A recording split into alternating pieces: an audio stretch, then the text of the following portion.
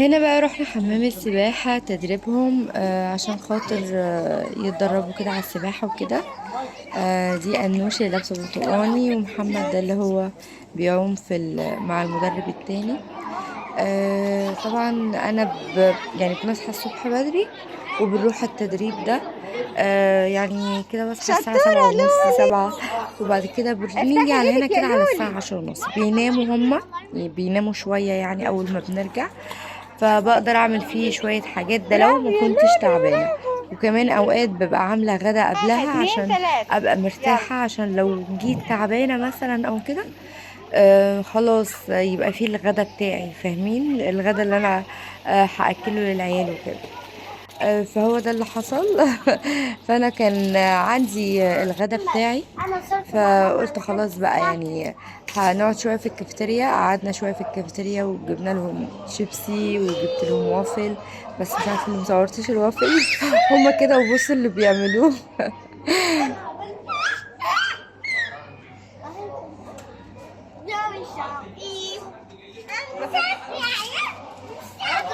انا مش عارفه ايه الهباله دي، بس مش مشكله، هناخدهم على قد عقلهم.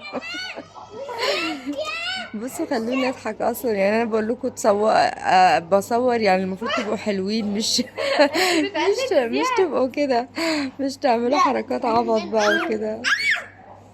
هما بيضحكوني انا، حتى عيلة ولولي، يا حول الله. سلام ومحبة لكل اللي بيشوفني وبيتابعني من أي مكان في الدنيا. النهاردة جاية لكم فيديو جديد. لو أول مرة تشوفيني وحابة إنك تشتركي في القناة، طبعا تشرفيني وتنوريني. ولو عجبك الفيديو يا ريت تعملي لي لايك عشان ترفعي لي الفيديو. والنهارده هنعمل كده شوية حاجات حلوة هنشجع بعض بيها الفيديو بقى، ونشوف احنا هنوصل لإيه مع بعض. إن شاء الله الفيديو هيعجبكم وهينال رضاكم. ويلا يلا نبدأ الفيديو عشان ما نطولش عليكم. يلا بينا. اول حاجه لميت الغسيل طبعا كله. هما ناموا كلهم دلوقتي. فانا لميت الغسيل وكنت كنت عامله غسيل ابيض والوان، يعني في الغساله اللي فوق اوتوماتيك عامله الالوان، والغسيل الابيض بصراحه بحطه في الاوتوماتيك. بحس ان انا عارفه لها اكتر. انا قبل كده غسلت على فكره في الغساله اللي فوق اوتوماتيك ابيض، وكان حلو على فكره. بس مش عارفه، حسيت ان اسهل ليا ان انا اعمل فوق في الاوتوماتيك. الفوق اوتوماتيك يعني عايزة ان انتي تعملي شوية نقعة، فلما تنقعي الغسيل تحطي بقى اللي هو الزهرة دي. فانا يعني بتاخد وقت، انتي بتستني لما هي تعمل الدورة بتاعتها، وبعد كده تيجي بتعملي لها دورة نقع، وبعد كده تيجي بتعملي لها دورة شطف بقى والكلام ده. فحسيتها عكت، لازم تاخدي بالك. فبقيت انجز بقى واحطه في الاوتوماتيك.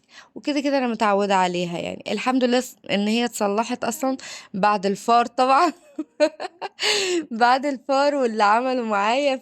يعني بص، هو على قد ما هو كان شويه مقرف، مش شويه والله هو كتير، بس انا صعبان عليا ان اقول عليه كده. يعني هو بجد مقرف، بس هو حيوان فيه روح يعني زينا بالظبط. اكيد بيحس يعني انا بحس بالحاجات دي، فاهمين؟ بحس الحاجات دي. انا قبل كده قلت لكم انا يعني على قد ما انا بقرف منهم، على قد ما هم بيصعبوا عليا والله. بس هعمل ايه؟ مش عارفه، ما اعرفش ابقى اعمل ايه.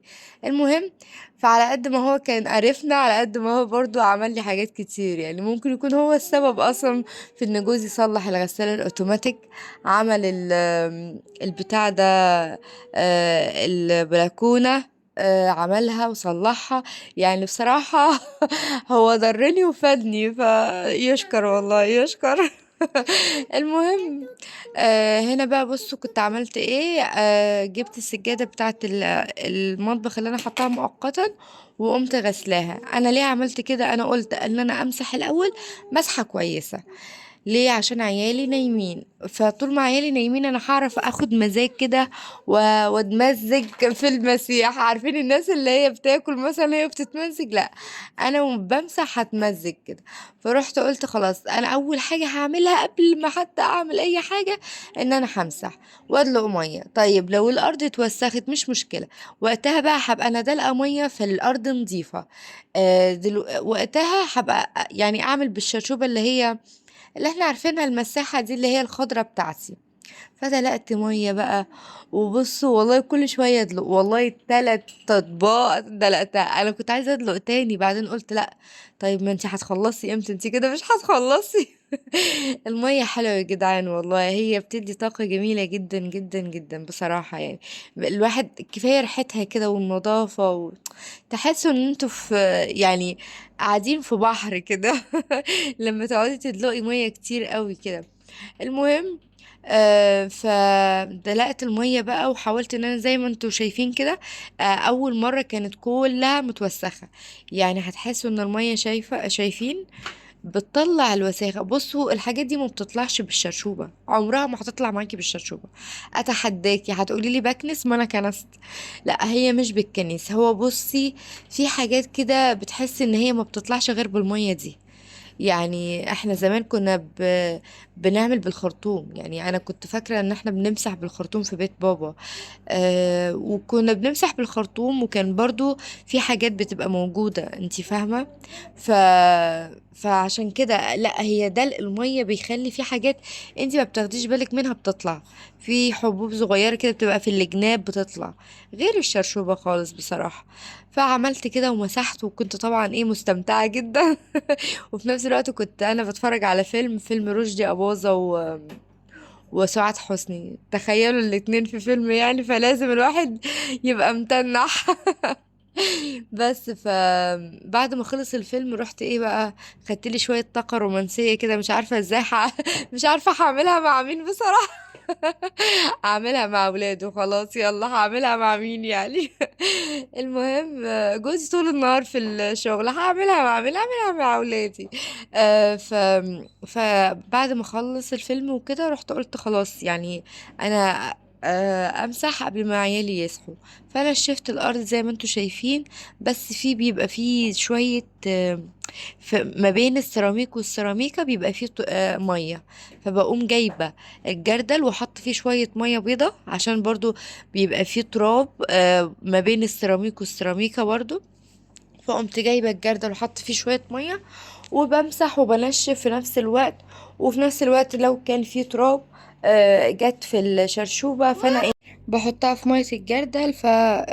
يعني بتنضف بتنضف الشرشوبة. انا بص الشرشوبة دي كانت يعني اساسا ناشفة، كنت ممكن امسح بيها كده، بس لاني في كان تراب ما بين السيراميك والسيراميكا فبعمل كده. هنا بقى النور قطع. النور قطع يا جدعان، بصوا قطع يمكن 6 مرات، يجي ويفصل يجي ويفصل، لدرجة ان بصوا البورس بص موتني موتني والله من الرعب. حاولت ان انا اطلعه، ما كنتش عايزة اقتله برضه. شوفوا قتله، بحس ان انا بقتل والله.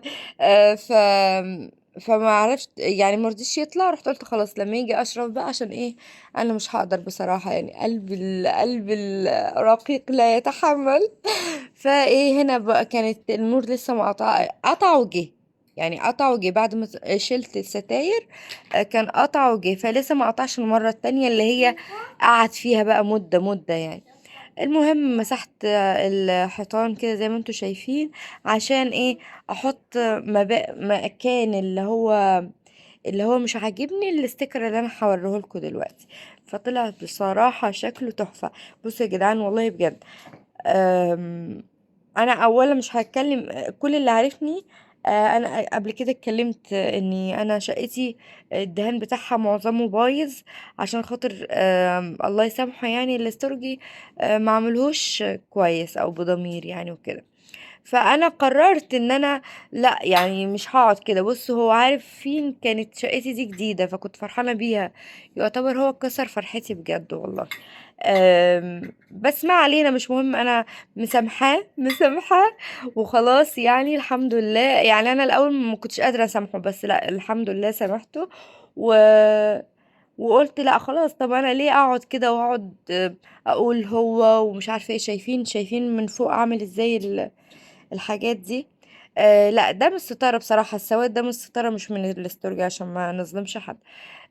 بس فرحت قررت بقى ان انا اغير كل الشقة بتاعتي. يعني كل أوضة يبقى فيها عيب أنا هغيره.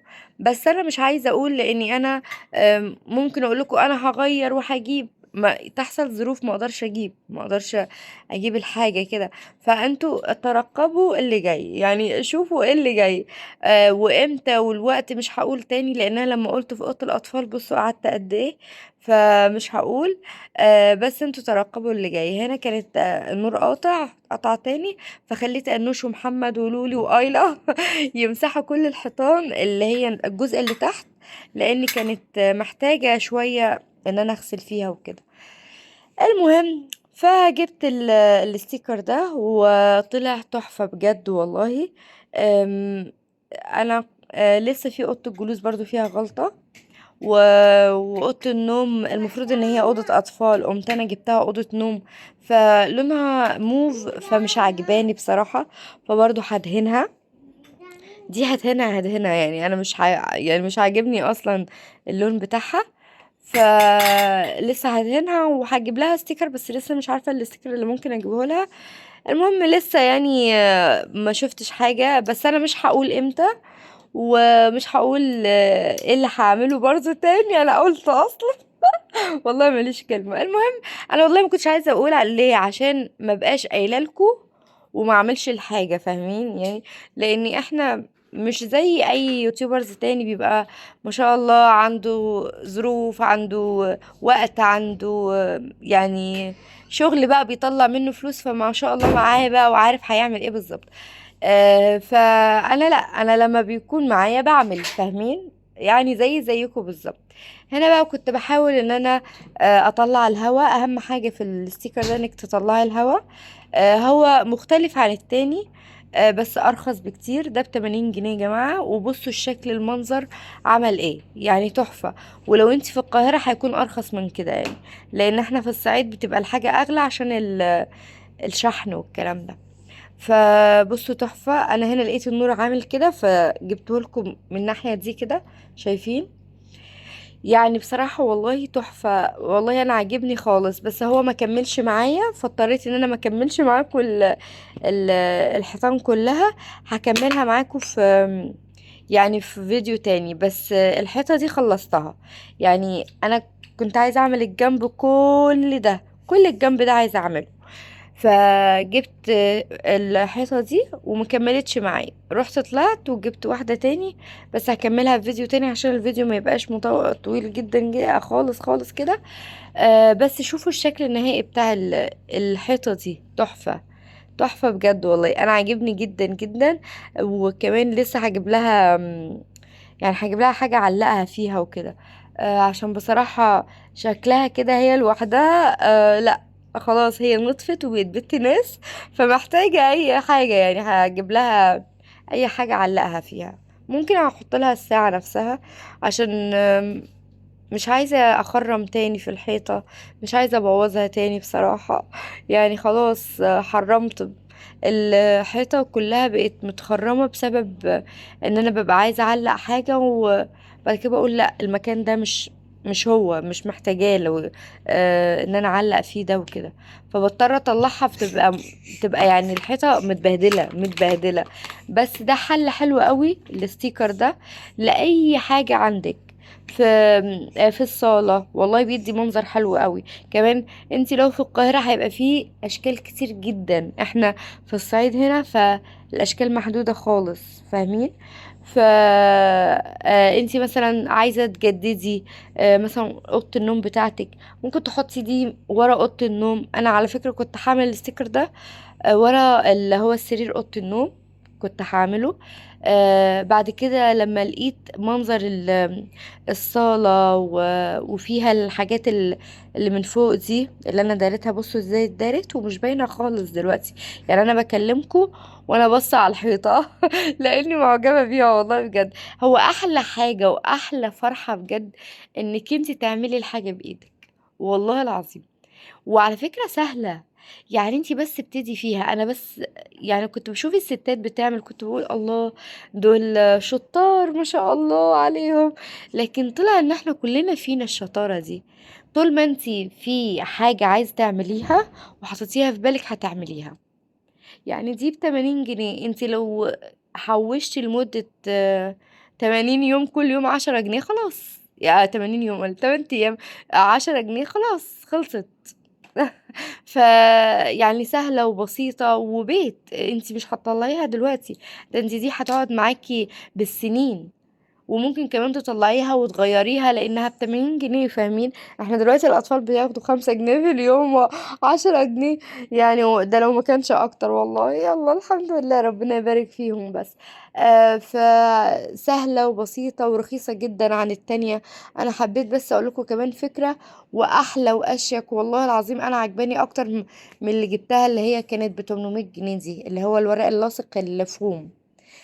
يعني بصراحة طلعت أشيك، وعاملة زي الورق اللي هو الحائط اللي هو 3D. بل بالعكس، أنا قلت لجوزي تصدق دي أشيك. يعني مش عارفة، يمكن ربنا محليها في عيني، يمكن أنا معرفش، بس أنا حسيت إن دي حلوة قوي، الشكل حلو وهي حلوة. مش عارفة، انتوا قولوا لي رأيكم ايه.